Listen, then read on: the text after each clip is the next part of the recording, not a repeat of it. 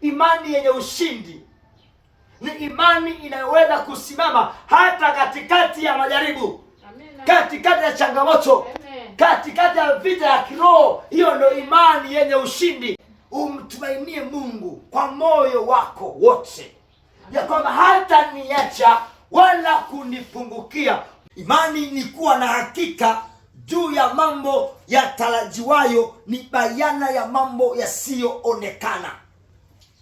Kitabu cha Waebrania 11 ule mstari wa kwanza. Najifunza imani ni kitu gani, nini maana ya imani. Imani ni kuwa na hakika. Imani ni kutokuwa na mashaka. Imani ni kutokuwa na wasiwasi. Imani ni kuwa na uhakika juu ya mambo yatarajiwayo, ni bayana ya mambo yasiyoonekana.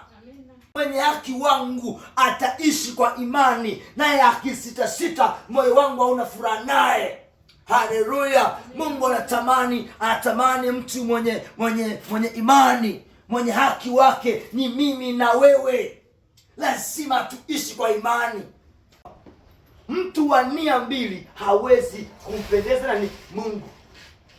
Mtu wa nia mbili hawezi kuwa imara.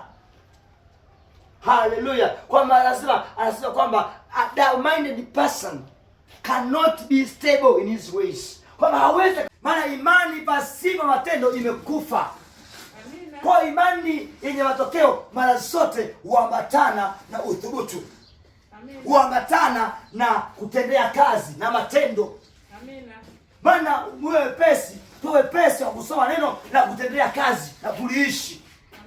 Imani yenye ushindi ni imani inayoweza kusimama hata katikati ya majaribu, katikati ya changamoto, katikati ya vita ya kiroho. Hiyo ndio imani yenye ushindi. Tunaishi kwa vitu visivyoonekana, tunaishi kwa imani. Mcha Mungu yeyote anaishi kwa imani, haishi kwa vitu vinavyoonekana.